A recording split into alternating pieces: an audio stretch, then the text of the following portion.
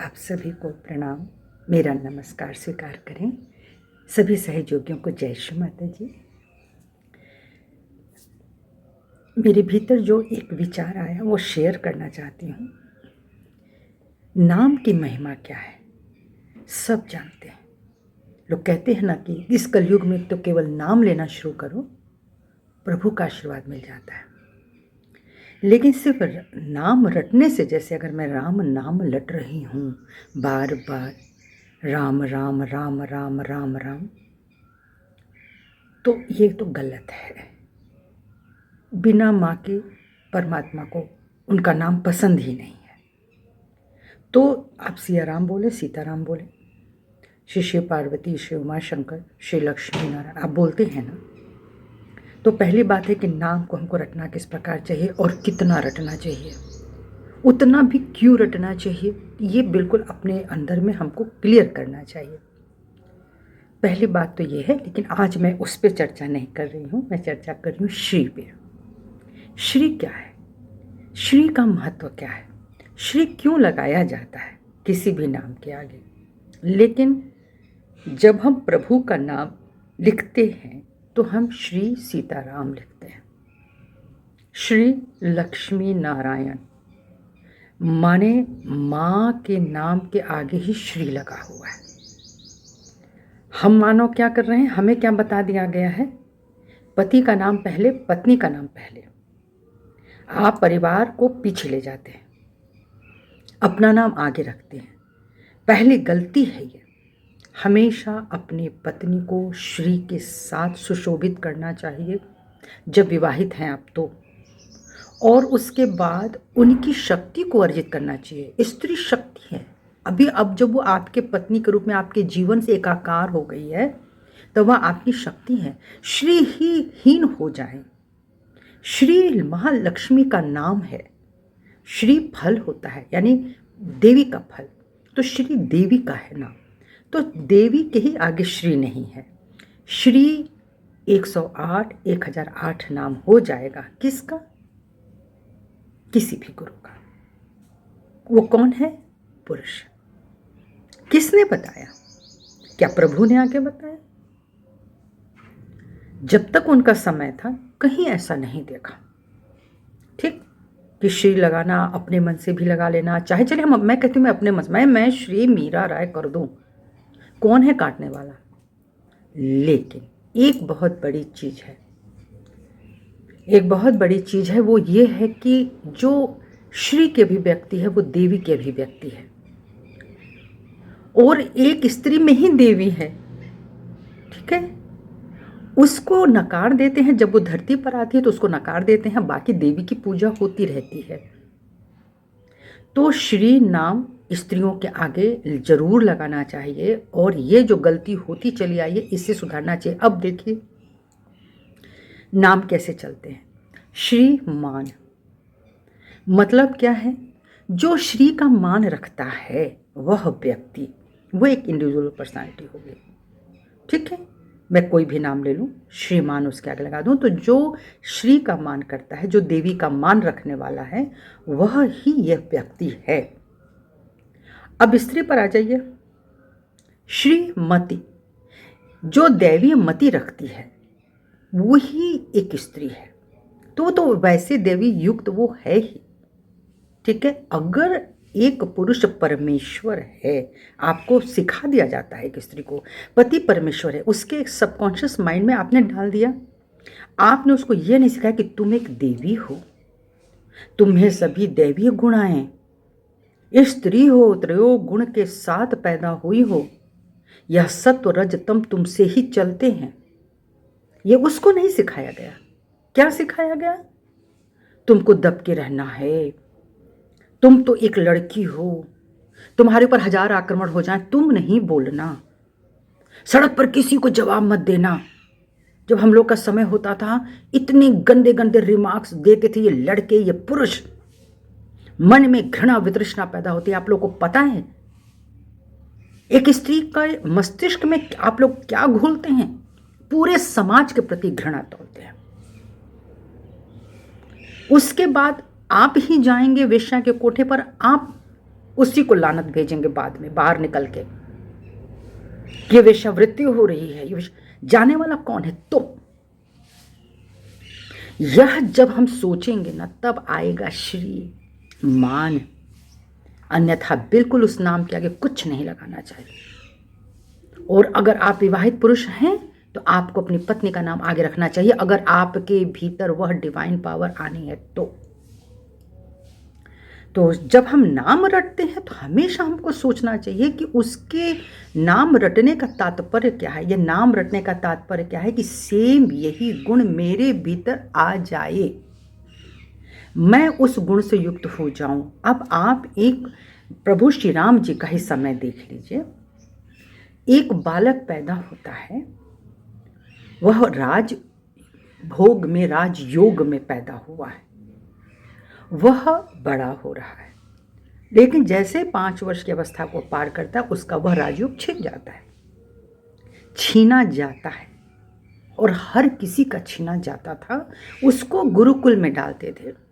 गुरुकुल में जब तक वो उसका वय बाहर निकलने का नहीं होता था, उसकी दीक्षा शिक्षा पूर्ण नहीं होती थी, तो वो वहीं रहता था।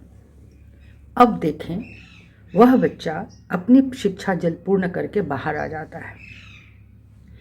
अब जंगलों से भटकना, अपने आप काम करना, स्वयं जो स्वयं सेवक कहते हैं, वह स्वयं सेवा उसने कर ली अपनी।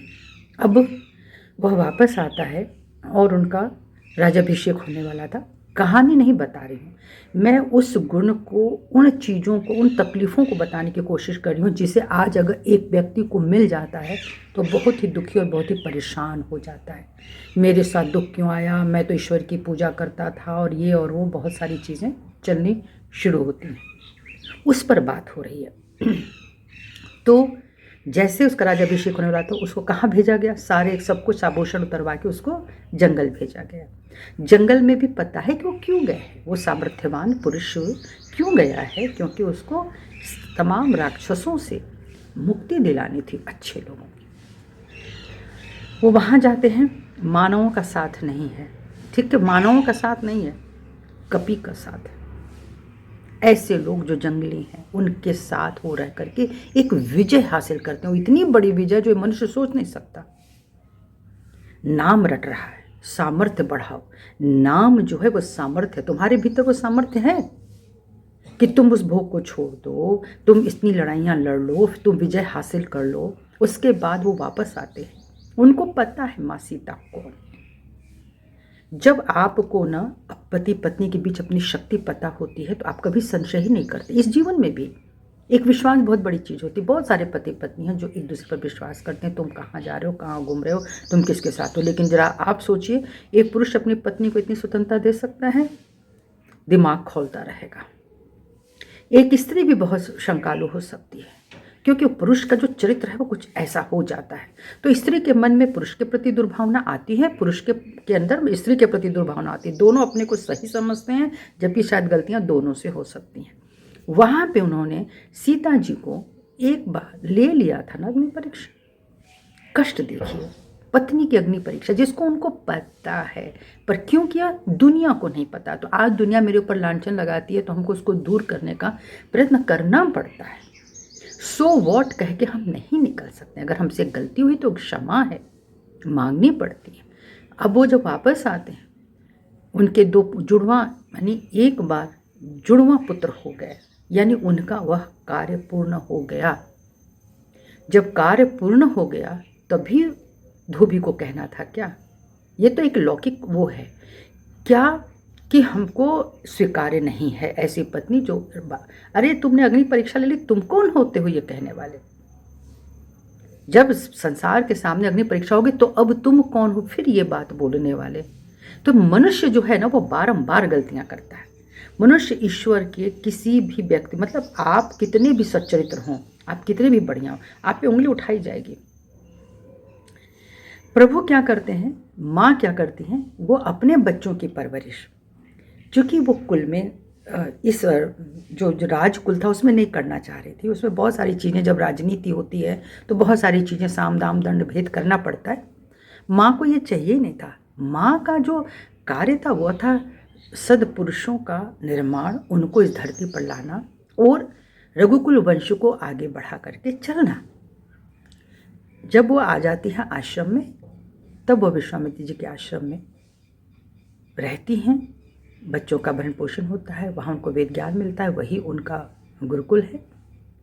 और जब वो बच्चे बड़े होते हैं, जब वो अपने पिता को समझने के लायक होते हैं, माता की बातें समझ लेते हैं, तब जाकर के वो पिता के सामने उसको रिवील करते हैं, उनको उजागर करते हैं, हम आपके पुत्र हैं, पूर्ण सबूत के साथ। जब वो चीज़ भगवान को पता चलती है, भगवान को क्या नहीं पता था। आज हम लोग राम राम करते हैं, आज हम कहते हैं भगवान तुम अगम जानी हो, तुम सब जानते हो। तब राम को नहीं पता था कि हम मेरे पुत्र हैं और ये इतने बलवान हैं, सब पता होता था। उनसे मिलने के लिए देवगण आते थे, उनको सब पता होता था। हमको नहीं पता है तो कहानियाँ बना दी जाती हैं। तब वो लोग वापस आए और इस तरह से आपका जो लौ कुश जो थे, वह जो रसा है जेको स्लावकिया, ये शिव माता जी ने बताया है कि इस तरह से वो उधर चले, कुषाण वंश को प्रतिनिधित्व करते रहें। और इसमें कोई ऐसा भी नहीं है कि इस पर कोई आपत्ति करे, और ये ऐसा हुआ है। और इसको शिव माता ने बोला कि तुम वैज्ञानिक जब तक इसको सोचेगा, तुम अपने दोनों हाथों को खोल करके इसको समझ सकते हो, जान सकते हो, आपका हृदय इसका प्रमाण दे देता है। तो ये होती है नाम की महिमा। भगवान श्री कृष्ण को रट रहे हो, बाकी बिहारी रट रहे हो, सब कर रहे हो, चरित्र कहाँ है, श्री कहाँ है? हमारे जीवन में श्री है ही नहीं। मैं स्वयं से लगा लूं तो लोग हंसेंगे, लेकिन लगाना चाहिए। ऐ स्त्री, तुम्हें तो श्री लगाना ही चाहिए। माँ जो है वो भगवान विष्णु के श्री चरणों में बैठी हुई माँ लक्ष्मी क्या प्रतिनिधित्व करती है? यह डिनोट करती है कि भगवान जो है श्री हरि, उनके श्री चरणों में लक्ष्मी बैठी हैं, वह श्री हैं, वह प्रभु को सब कुछ दे रही हैं।